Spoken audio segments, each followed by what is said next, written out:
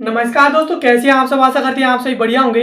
दोस्तों, अभी हाल ही में वैज्ञानिकों के द्वारा एक नए महाद्वीप की डिस्कवरी की गई है, यानी खोज लगाई गई है। और इस महाद्वीप के बारे में आज तक किसी को कोई जानकारी नहीं थी। और हाल ही में वैज्ञानिकों के द्वारा शोध के द्वारा इसके बारे में पूरी जानकारी प्राप्त कर ली गई है।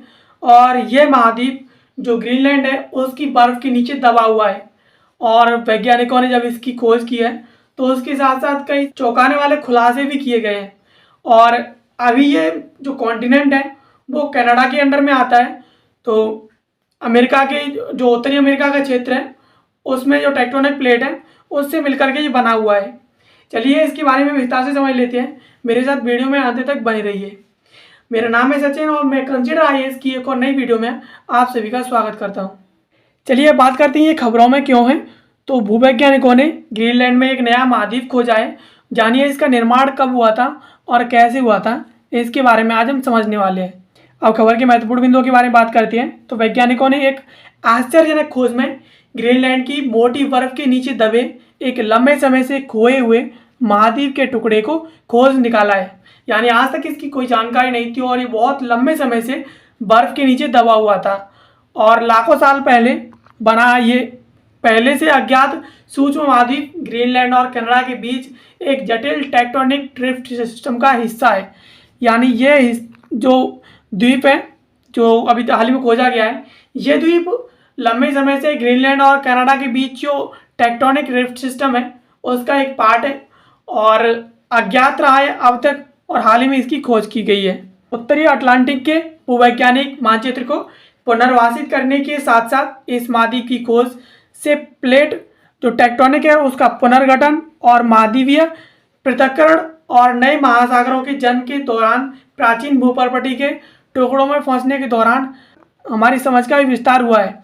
अब इसकी खोज से कहीं ना कहीं हमें उत्तरी अटलांटिक के भूवैज्ञानिक जो मानचित्र है उसका पुनर्गठन करने में हमें हेल्प मिलेगी। और इसके साथ साथ महासागरों की खोज से संबंधित जो टेक्टोनिक प्लेट है उसके पुनर्गठन और महाद्वीपीय पृथक्करण और महासागरों का जन्म हुआ था उसके दौरान जो भूपर्वतीय टुकड़ों का जो फंसना था और जो भी इतना आज तक हमने खोजा है और जो जिसकी जानकारी है हमने आज तक बुक वगैरह में छापी है उसकी सभी को एक दोबारा से मॉडिफाई करने के लिए और इसके बारे में हमें और कुछ समझने का इससे कहीं ना कहीं मौका मिलेगा और हमारी समझ भी इससे और ज़्यादा विस्तृत होगी। और ये जो नया महाद्वीप है वो ग्रीनलैंड और कनाडा के बीच में है। यानी कनाडा और ग्रीनलैंड को अलग करने वाला क्षेत्र अपनी जटिल भूगर्भीय स्थितियों के कारण लंबे समय से एक रुचि का विषय बना रहा है।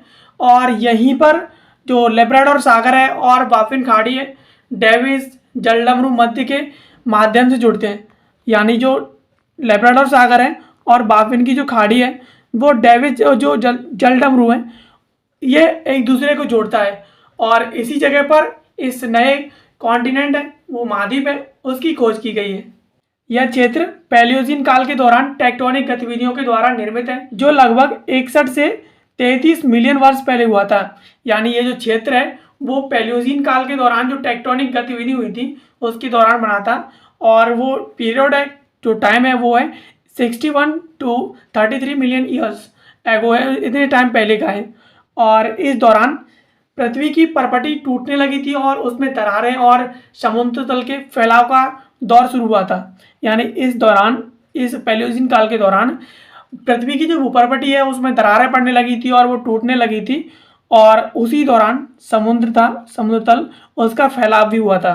फंसे महाद्वीप शोधकर्ताओं के अनुसार महाद्वीपीय भूपर्वती का यह भाग जो लगभग 19 से 24 किलोमीटर गहरा है पूरी तरह से अलग नहीं था और इस प्रकार समुद्र तल के नीचे फंस गया था।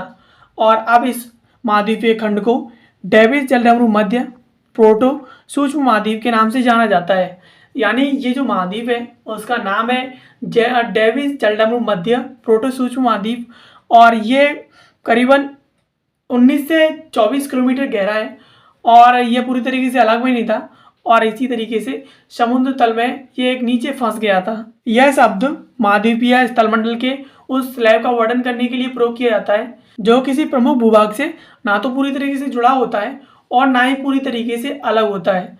अब इस प्रोटो सूक्ष्म महाद्वीप का निर्माण कैसे हुआ, तो वैज्ञानिकों ने इस क्षेत्र में दोषों की संरचना और अभिविन्यास की पहचान करने के लिए गुरुत्वाकर्षण मानचित्रों और भूकंपीय इमेजिंग का उपयोग किया है।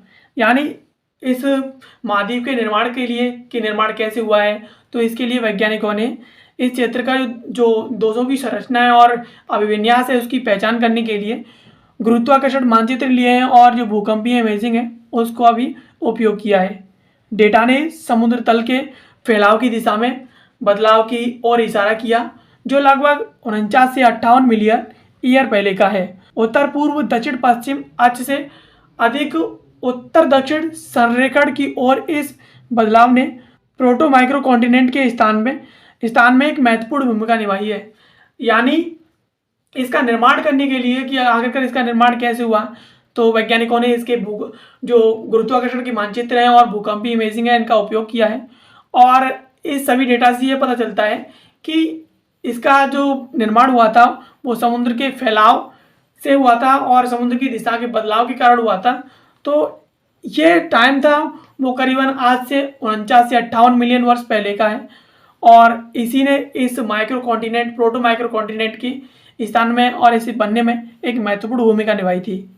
जब लगभग 33 मिलियन वर्ष पहले इस क्षेत्र में समुद्र का फैलाव रुक गया था तो ग्रीनलैंड एलिसमेरी द्वीप से टकरा गया और उत्तरी अमेरिकी प्लेट का हिस्सा बन गया और यह इस क्षेत्र में अंतिम टेक्टोनिक गति थी। यानी लगभग 33 मिलियन वर्ष पहले जब समुद्रों का फैलाव रुक गया था तो जो ग्रीनलैंड था वो एलिसमेरी जो द्वीप है उससे टकरा गया था और उसके बाद ये उत्तरी अमेरिका की जो प्लेट है उसका एक पार्ट बन गया और उस टाइम पर ये अंतिम टेक्टोनिक गति थी। उसके बाद वहाँ पर कोई गति नहीं हुई और इस प्रकार समुद्र के नीचे ग्रीनलैंड के पश्चिमी तट के किनारे पर प्रोटो माइक्रो कॉन्टिनेंट का स्थान अंतिम रूप से तय किया गया है। यानी जब टेक्टोनिक गति रुक गई और उसके बाद वैज्ञानिकों ने इसका शोध किया तो इससे पता चला कि ग्रीनलैंड का जो पश्चिमी तट है उसके किनारे पर ये प्रोटो माइक्रो कॉन्टिनेंट है उसका स्थान तय हो गया है। यानी ये उस स्थान पर है। अब शोध में कुछ चौंकाने वाली खोजें भी सामने आई हैं। गोंडवाना रिसर्च में प्रकाशित एक अध्ययन में फादर जॉर्डन फेथेन डर्बी विश्वविद्यालय के डायरेक्टर और शोधकर्ता और ल्यूक लॉन्गले और उपसाला विश्वविद्यालय के डॉक्टर क्रिश्चियन शिफर ने बताया कि इस क्षेत्र के पृथक टेक्टोनिक इतिहास ने इसे सूक्ष्म महाद्वीपों के निर्माण का अध्ययन करने के लिए एक उत्कृष्ट स्थान बना दिया है। यानी ये स्थान एक ऐसा स्थान बन गया है जिससे जो टेक्टोनिक इतिहास है उससे संबंधित जो भी सूक्ष्म महाद्वीप है उनके बारे में आसानी से अध्ययन किया जा सकता है और ये एक बेहतरीन स्थान भी बन गया है। उन्होंने बताया कि ये प्रोटो माइक्रो कॉन्टिनेंट अपेक्षाकृत मोटे महाद्वीपीय स्थलमंडल के क्षेत्र है जो मुख्य महाद्वीपों से पतले महाद्वीपीय स्थलमंडल के क्षेत्र द्वारा अलग किए गए हैं। यानी ये उन मोटे महाद्वीपीय स्थलमंडल के क्षेत्र हैं जो इस क्षेत्र के पतले महाद्वीपीय स्थलमंडल से अलग किए गए हैं। दरार और माइक्रो कॉन्टिनेंट निर्माण ग्रह की सतह के भविष्य के विकास की भविष्यवाणी करने में मदद करेगा। यानी ये जो माइक्रो कॉन्टिनेंट है जिसकी खोज की गई है और इसमें जो दरारें हैं वो भविष्य के जो इस पृथ्वी ग्रह के विकास के भविष्यवाणी करने में वैज्ञानिकों की और भविष्यवाणीकर्ताओं की मदद करेगा।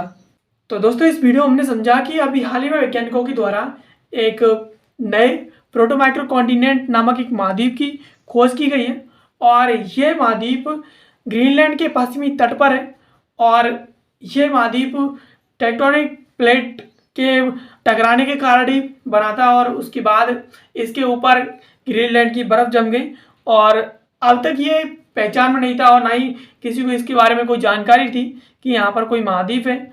और उसके बाद इसकी खोज की गई है तो वैज्ञानिकों ने शोध में इसका पता कर लिया है कि यहाँ पर कोई कॉन्टिनेंट है जो एग्जिस्ट करता है। इसी तरह से खोज हुई थी जिया लैंड की जो कि समुद्र के नीचे दबा हुआ था और काफ़ी मिलियंस ईयर्स पहले वो समुद्र के नीचे दब गया था। तो अभी हाल ही में ये दो नए कॉन्टिनेंट खोजे गए हैं। आशा करते हैं वीडियो आपको पसंद आई होगी। ऐसी वीडियोज़ के लिए आप हमें सब्सक्राइब कर लीजिए। बाकी मिलते हैं किसी अगली वीडियो में किसी नए और इन्फॉर्मेटिव टॉपिक के साथ। तब तक के लिए आप सभी का बहुत बहुत धन्यवाद।